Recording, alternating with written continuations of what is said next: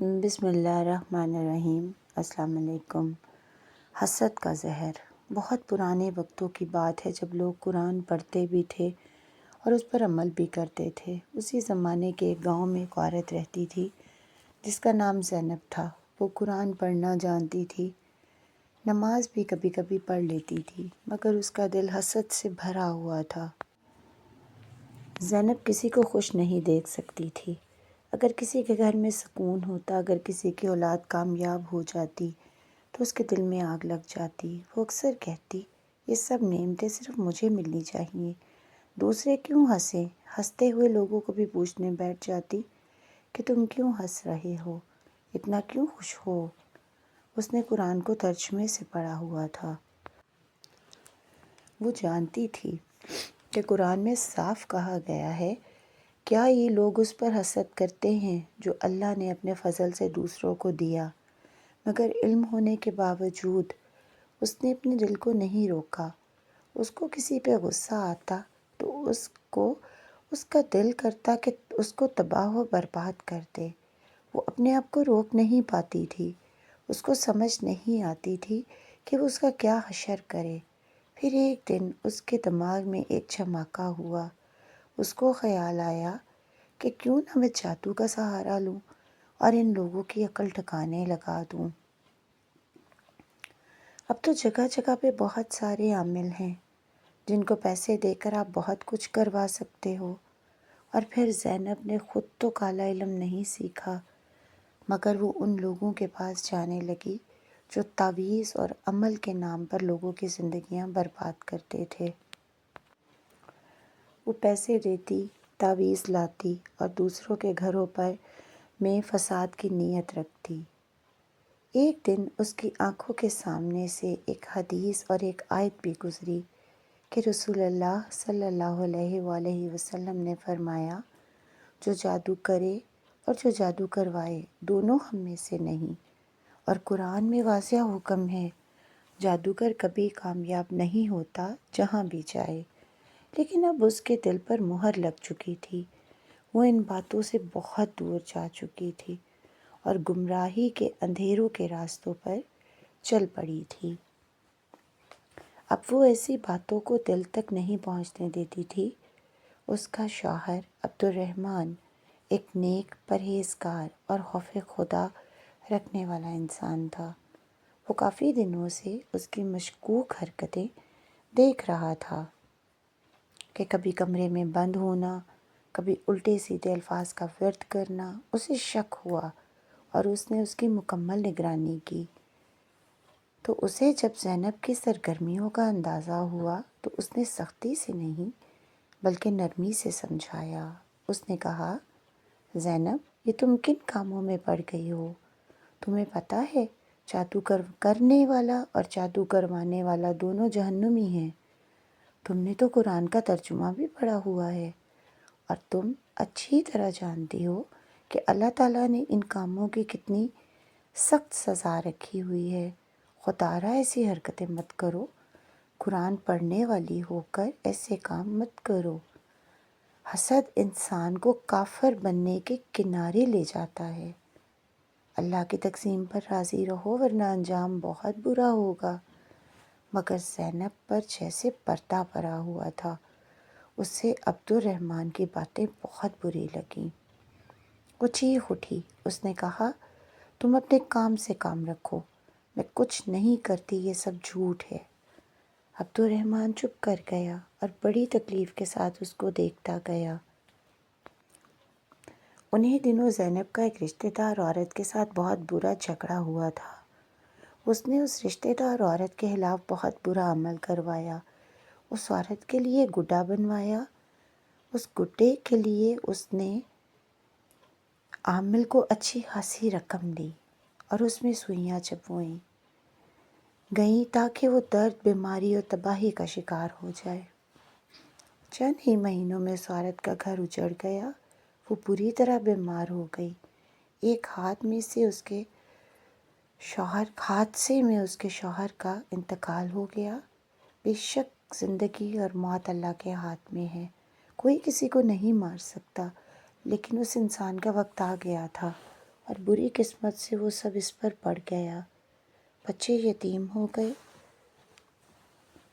اور وہ عورت در در کی محتاج ہو گئی، اور زینب خاموشی سے یہ سب دیکھتی رہی اور خوش ہوتی رہی۔ اس کے دل کو سکون سے لے لیا۔ عبد الرحمن نے آخری بار کہا، اگر تم نے یہ راستہ نہ چھوڑا تو میں تمہیں چھوڑ دوں گا، تمہیں گھر سے نکال دوں گا، کیونکہ میں تمہارے ہر عمل کو دیکھ رہا ہوں، پر میں تمہارے اس گناہ میں شریک نہیں رہ سکتا۔ زینب نے اس کی بات ہنسی میں اڑا دی، اور وہ زینب باز نہ آئی۔ جب اس کی یہ حرکتیں حد سے بڑھ گئیں اور عبد الرحمن کی بس ہو گئی تو اس نے اس کو گھر سے نکل جانے کا کہا۔ زینب اتنی بد دماغ اور مغرور ہو چکی تھی کہ اس کو اتنا برا لگا کہ وہ ایک دن سچ میں گھر چھوڑ کر چلی گئی۔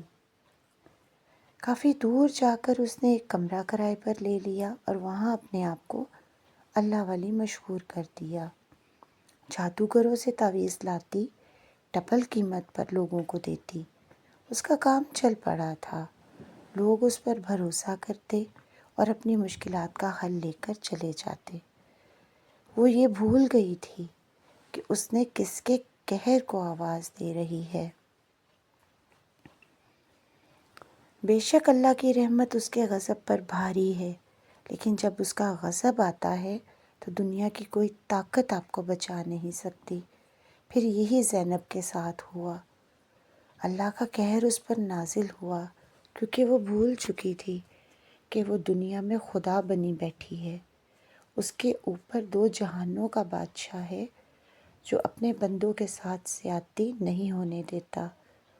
پھر زینب کو ایسی بیماری لگ گئی جس میں اس کے جسم کے حصوں سے گوشت جھڑنے لگا، زخم بن جاتے، پیپ نکلتی اور بدبو پھیلنے لگی۔ وہ ایک طبیب سے دوسرے کے پاس گئی، کسی کو بیماری کی سمجھ نہ آئی۔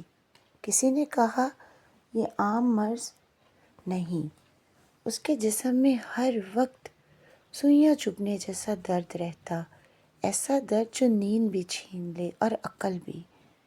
اسی تکلیف میں ایک دن اس کے ذہن میں اچانک وہ منظر آیا، وہ گڈھا، وہ سوئیاں، وہ مظلوم عورت کی تکلیف۔ زینب چیخ اٹھی، یہ سب میرے پاس واپس آ گیا ہے۔ احساس اور توبہ۔ اب اسے قرآن کی وہ آیات یاد آئیں جنہیں وہ پڑھتی تو تھی مگر مانتی نہیں تھی۔ اسے سمجھ آیا کہ جادو کروانے والا بھی اتنا ہی مجرم ہے جتنا جادو کرنے والا۔ وہ اللہ کے سامنے گر پڑی، رو رو کر کہا، یا اللہ، میں نے تیرے کلام کو جانا مگر اس پر عمل نہ کیا۔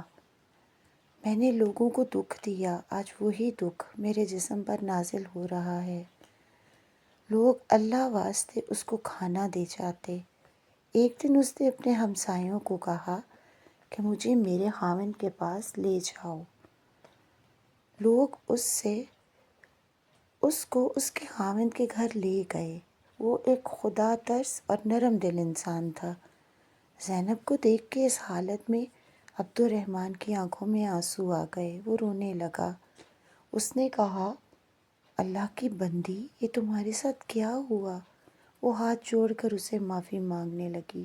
اس نے کہا، تم صحیح کہتے تھے، میرا برا عمل میرا انجام بن گیا، مجھے ایک دفعہ معاف کر دو اور اپنے گھر رکھ کر میرا علاج کروا دو۔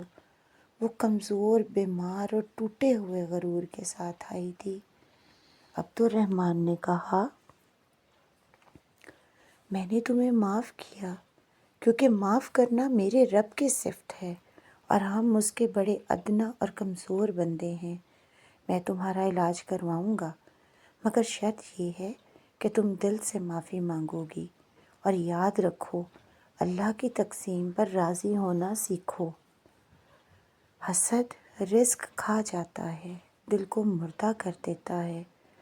جو چیز تم نے دوسروں کے لیے چاہی وہی تم پر آئی۔ زینب نے سچی توبہ کی۔ عبد الرحمن نے کہا، اگر توبہ سچی ہو تو اللہ بھی معاف کر دیتا ہے۔ یہ کہانی صرف زینب کی نہیں، ہر اس شخص کی ہے جو قرآن جانتا ہے مگر اس پر عمل نہیں کرتا۔ حسد، تعویذ اور بد دعا کبھی کامیابی نہیں دیتے، یہ سب پلٹ کر اپنے ہی گھر کو جلا دیتے ہیں۔